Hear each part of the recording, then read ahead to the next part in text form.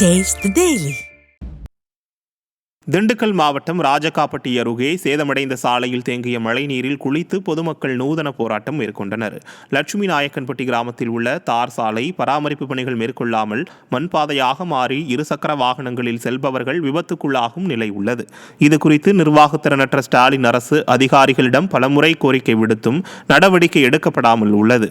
இதனால் ஆத்திரமடைந்த பகுதி மக்கள் நூதன போராட்டத்தில் ஈடுபட்டனர்.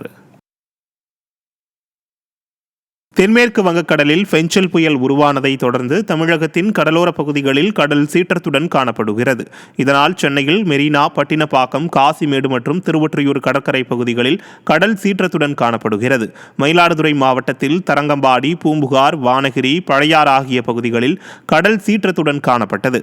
படகுகளை பாதுகாப்பாக மீனவர்கள் கரைகளில் நிறுத்தி வைத்துள்ளனர். தொடர் மழை மற்றும் சூறாவளி காற்று காரணமாக ராமநாதபுரம் மாவட்டம் தேவிப்பட்டினத்தில் உள்ள நவபாஷான நவகிரக கோயிலில் நவகிரகங்கள் கடலுக்குள் மூழ்கியது. கடலூர் மாவட்டம் நெய்வேலி NLC நிறுவன மருத்துவமனை கட்டில்கள் துருப்பிடித்த நிலையில் இருக்கும் வீடியோ வெளியாகி அதிர்ச்சியை ஏற்படுத்தியுள்ளது. NLC நிறுவனத்தின் தொழிலாளர்கள் மற்றும் தொழிலாளிகளின் குடும்பத்தினர்கள் சிகிச்சை பெறும் மருத்துவமனையில் உள்ள கட்டில்கள் முற்றிலும் துருப்பிடித்திருப்பதோடு நோயாளிகள் கை கழுவ பயன்படுத்தப்படும் வாஷ் பேஷனில் பல நாட்களாக தண்ணீர் தேங்கி துர்நாற்றம் வீசி வருகிறது. ஆண்டுதோறும் 1000 கோடி ரூபாய்க்கு மேல் நிகர லாபம் ஈட்டும் NLC நிறுவன தொழிலாளர்களுக்கான மருத்துவமனையின் அவல நிலை பலரையும் வேதனையடைய வைத்துள்ளது. தென்காசி மாவட்டம் செங்கோட்டை அருகே தாமிரபரணி கூட்டு குடிநீர் திட்ட குழாயில் உடைப்பு ஏற்பட்டு பல லிட்டர் குடிநீர் வீணாக சாலையில் ஓடியது. செங்கோட்டை நகராட்சியின் குடிநீர் தேவைக்காக தாமிரபரணி கூட்டு குடிநீர் திட்டத்தின் மூலம் குடிநீர் கொண்டு செல்லப்படுகிறது. இந்த நிலையில் வல்லம் பகுதியில் உள்ள குடிநீர் திட்ட குழாயில் உடைப்பு ஏற்பட்டு சாலையில் ஏராளமான குடிநீர் வீணாகியது. திறனற்ற திமுக அரசின் அதிகாரிகள் அலட்சியத்துடன் செயல்பட்டதால் பல லிட்டர் தண்ணீர் வீணாகி இருப்பதாக மக்கள் குற்றம் சாட்டியுள்ளனர். திண்டுக்கல் அருகே டேங்கர் லாரி கவிழ்ந்து விபத்துக்குள்ளானதில் ஓட்டுநர் பரிதாபமாக உயிரிழந்தார். தூத்துக்குடியிலிருந்து பெங்களூரு நோக்கி சென்று கொண்டிருந்த tanker lorry Dindigul Palani bypass ரோட்டில் 4 வழிச்சாலை மேம்பாலத்தில் சென்றபோது அதன் முன்பக்க டயர் திடீரென வெடித்ததாக கூறப்படுகிறது.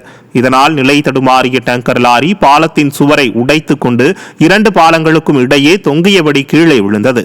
இதில் லாரி ஓட்டுநரான கர்நாடகாவைச் சேர்ந்த சந்திரசேகர் உயிரிழந்த நிலையில் கிளீனர் கிரண் படுகாயமடைந்தார். இந்த விபத்தால் 4 வழிச்சாலையில் போக்குவரத்து நெரிசல் ஏற்பட்டது. தூத்துக்குடி பத்திரப்பதிவு அலுவலக வளாகத்தில் உள்ள கீழூர் சார் பதிவாளர் அலுவலகத்தில் கணக்கில் வராத 1,60,000 ரூபாய் பணம் சிக்கியது. கீழூர் சார் பதிவாளர் அலுவலகத்தில் சார் பதிவாளர் ஆரோக்கியராஜ், பத்திர எழுத்தாளர் கோமதி, புரோக்கர் ஜோசப் ஆகியோரிடம் சோதனை செய்யப்பட்டது. இதில் அலுவலக ஊழியர் ஒருவரிடம் இருந்து கணக்கில் வராத 27,000 ரூபாய் பணம் மற்றும் புரோக்கர் ஜோசப் என்பவரிடம் இருந்து 1,33,000 ரூபாய் பணம் என மொத்தமாக 1,60,000 ரூபாய் பணம் சிக்கியது. திறனற்ற திமுக ஆட்சியில் அரசு அதிகாரிகள் தொடர்ந்து லஞ்சம் வாங்கி ஊழலில் ஈடுபடுவதாக மக்கள் குற்றம் சாட்டியுள்ளனர். நெல்லை மாவட்டம் தெற்கு வள்ளியூர் ரயில்வே கேட்டில் லாரி மோதி 25,000 வோல்ட் மின்சார ஒயர் துண்டிக்கப்பட்டதால் ரயில் போக்குவரத்து பாதிக்கப்பட்டது. தெற்கு வள்ளியூரில் வெள்ளியன்று காலை ரயில்வே கேட்டை வேகமாக கடக்க முயன்ற குவாரி லாரி ஒன்று கேட்டில் மோதி நின்றது. இதில் தண்டவாளத்தின் மேல் செல்லும் 25,000 வோல்ட் மின்சார ஒயர் துண்டிக்கப்பட்டது. இதனால் அந்த மார்க்கத்தில் ரயில் போக்குவரத்து பாதிக்கப்பட்டது. நாகப்பட்டினம் மாவட்டம் கோடியக்கரை பகுதியில் கடல் சீற்றத்துடன் காணப்பட்டதால் மீனவர்கள் அச்சமடைந்துள்ளனர். வடகிழக்கு பருவமழை தீவிரமடைந்த நிலையில் வங்கக்கடலில் நிலவும் ஆழ்ந்த காற்றழுத்த தாழ்வு மண்டலம் காரணமாக கோடிக்கரை பகுதியில் கடல் 5 அடி உயரம் வரை சீற்றத்துடன் காணப்பட்டது. மீனவர்கள் கடலுக்கு செல்லாமல் தங்களது பைப்பர் படகுகளை கரைகளில் பாதுகாப்பான இடங்களில் நிறுத்தி வைத்துள்ளனர். ராணிப்பேட்டை மாவட்டம் அரக்கோணத்தில் நீர்நிலை ஆக்கிரமிப்பில் கட்டிய வீடுகள் இடிக்கப்பட்ட நிலையில் பாதிக்கப்பட்டவர்களுக்கு அரக்கோணம் அதிமுக சட்டமன்ற உறுப்பினர் சு ரவி நேரில் ஆறுதல் கூறினார். காலிவாரி கண்டிகை பகுதியில் பொதுப்பணித்துறைக்கு சொந்தமான நீர்நிலை கால்வாய்களை ஆக்கிரமித்து கட்டப்பட்ட 17 குடியிருப்புகள் மற்றும் 8 லட்சம் ரூபாய் மதிப்பீட்டில் கட்டப்பட்ட நகராட்சி கழிப்பிட கட்டடங்களை இடித்து அகற்றும் பணிகள் துவங்கியது.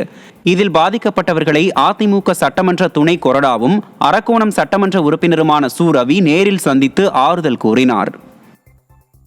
சிவகங்கை மாவட்டம் காரைக்குடி காசநோய் மருத்துவமனையில் நுரையீரல் நோய் மருத்துவர்கள் இல்லாததால் நோயாளிகள் அவதியடைந்து வருகின்றனர். அமராவதி புதூர் சோமநாதபுரத்தில் உள்ள இம்மருத்துவமனையில் பணியாற்றிய நுரையீரல் மருத்துவர் மாறுதலாகி சென்றுவிட்ட நிலையில் திங்கள், புதன், வெள்ளி ஆகிய கிழமைகளில் காரைக்குடியில் இருந்தும் செவ்வாய், வியாழன், சனி ஆகிய நாட்களில் தேவக்கோட்டையில் இருந்தும் மருத்துவர்கள் வந்து செல்வதாக கூறப்படுகிறது.